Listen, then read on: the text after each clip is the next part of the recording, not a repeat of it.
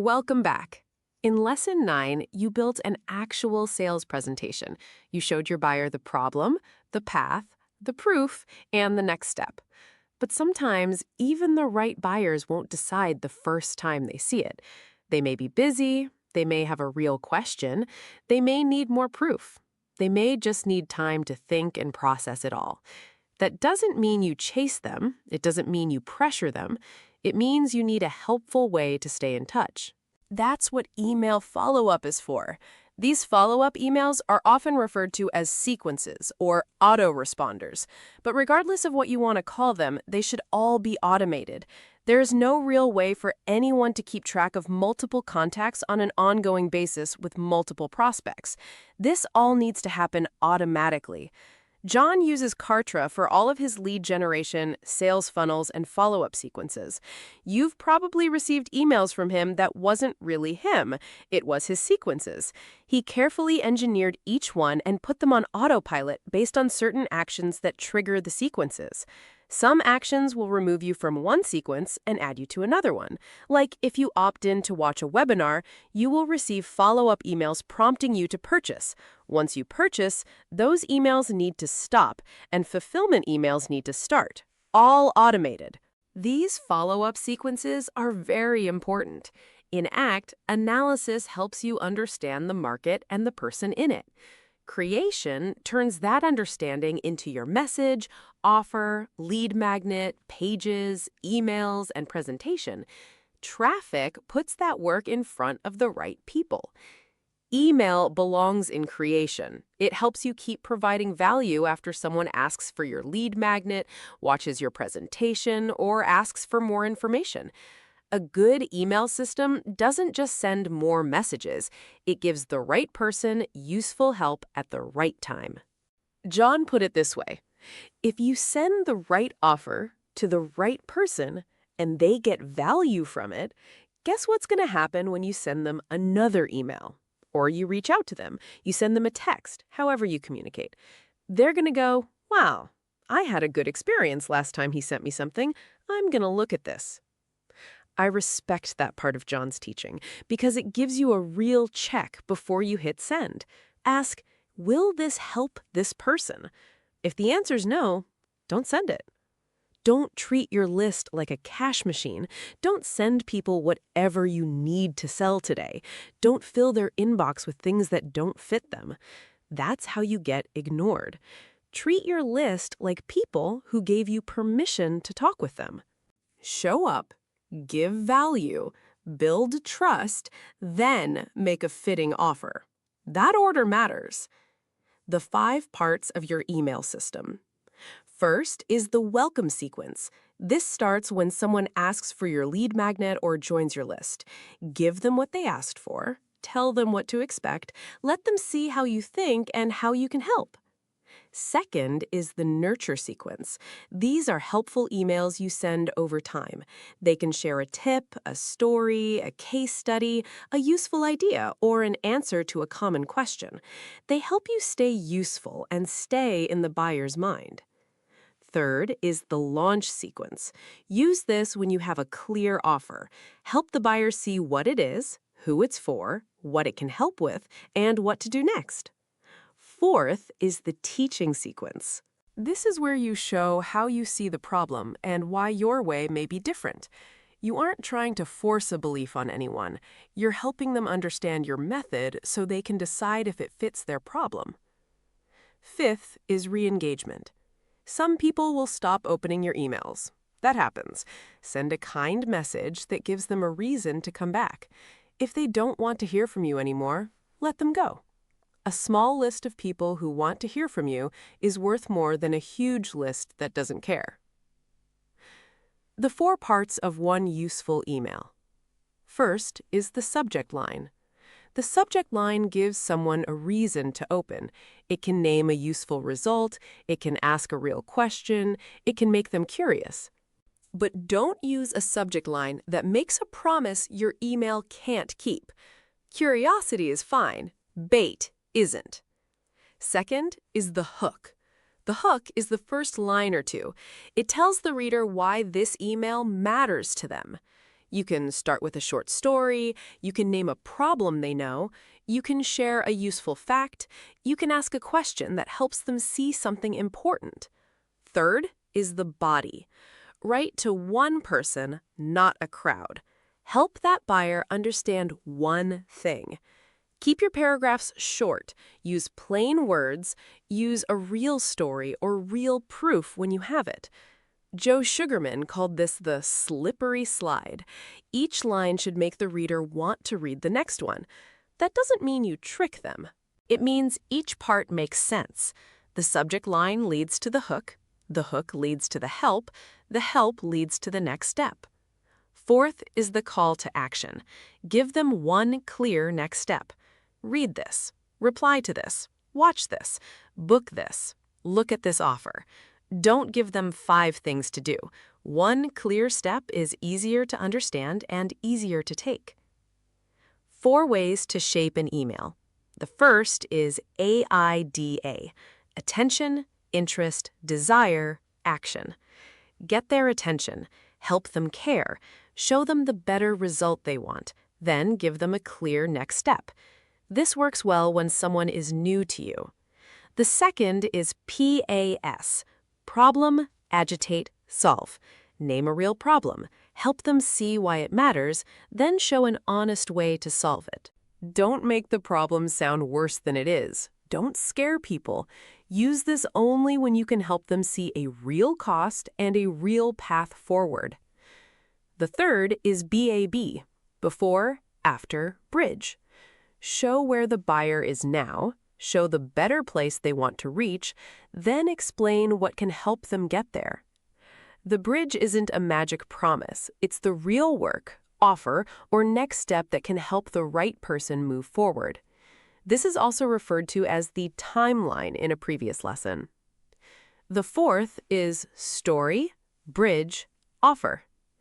Tell a short, true story. Connect it to the buyer's situation, then show how your offer may be the next useful step. You don't need to use the same shape every time. Pick the one that helps your buyer understand the message best. Use tools with care. If you use Email Architect or another writing tool, use it as a starting point. Give it true details about your buyer, offer, and proof. Then read every line. A tool can help you make a draft. It can't know your buyer's real life. It can't prove a claim for you. It can't make a weak offer fit the wrong person. You're still responsible for the truth of every email you send. Help your emails reach the inbox. First, earn the trust of your list. Email people who asked to hear from you. Don't buy a list. Don't add people just because you found their name somewhere. Second, set up your sending domain the right way. Your email system needs SPF, DKIM, and DMARC. Those are settings that help email services see your messages really come from you. Use your email platform's help guide or get technical help if you need it. Third, keep your list clean. Remove hard bounces. Check on people who've stopped opening. Send useful emails often enough that they remember who you are and why they joined. A great email in the spam folder doesn't help anyone. Watch what's happening. Look at your open rate. This tells you whether people are opening your emails. Look at your click-through rate. This tells you whether your email and the next step make sense together. Look at revenue per active subscriber. This shows what your email work is bringing in from the people who are still active on your list. Don't chase one number by itself. A high open rate doesn't help much if nobody gets useful value. A high click rate doesn't help much if the offer is wrong for the people clicking.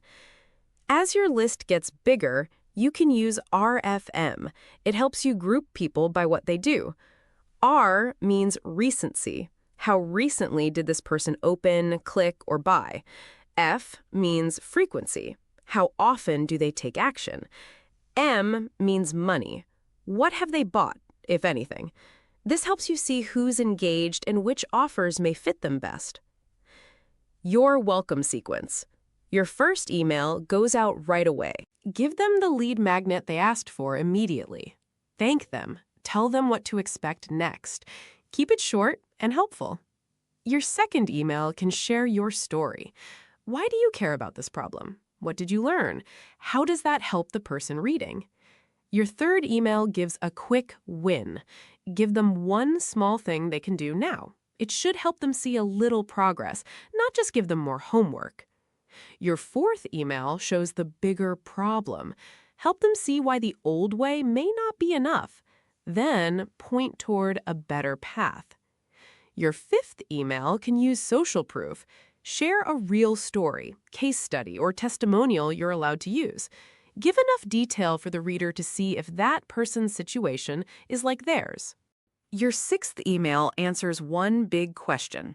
Use the claim, proof, benefit work from Lesson 8.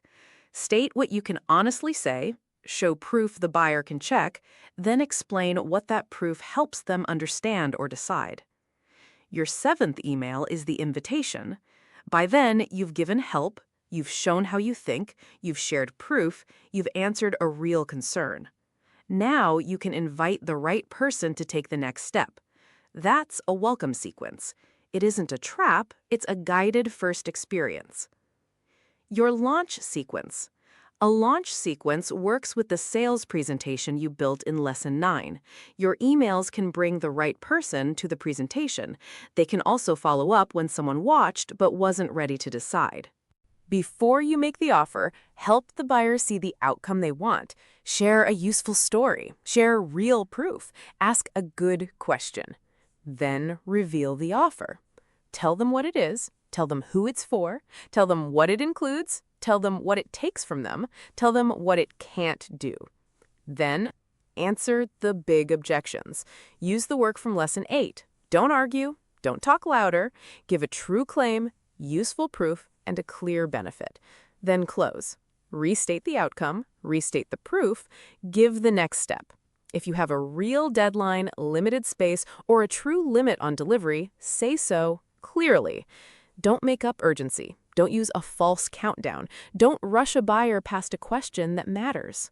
Tie your act work together. Your big idea gives the buyer a reason to pay attention. Your unique mechanism helps them understand your approach. Your offer shows what they receive and why it may help. Your lead magnet gives them a useful first step. Your presentation helps them see the whole path. Your emails keep helping them understand, check, and decide. That's why your email system matters. It doesn't replace good analysis. It doesn't repair a weak offer. It doesn't make false proof true. It gives the right buyer more than one honest chance to see if your offer fits. Your work for this lesson. First, map your 7 welcome emails. For each one, write the purpose, the subject line, and the one thing the buyer needs to understand next. Second, write the first email. Deliver the lead magnet, set a clear expectation, give one next step. Third, choose the email tool or platform you'll use. If you use AI, give it true information. Then make the draft sound like you and check every claim. Fourth, set up your tracking. Make sure you can see opens, clicks, unsubscribes, and the results from your emails. Fifth, plan your first nurture email. Decide what useful idea, story, or answer you'll send after the welcome sequence ends. Bring your welcome map to the mentoring call. It doesn't have to be perfect. It does need to be true to your buyer, useful to them, and connected to the offer you can really deliver. In the next lesson, we'll talk about visual branding and your AI marketing assistant. Your emails, pages, offers, and presentation all need to feel like they come from the same business. The next lesson will help you make that clear and consistent.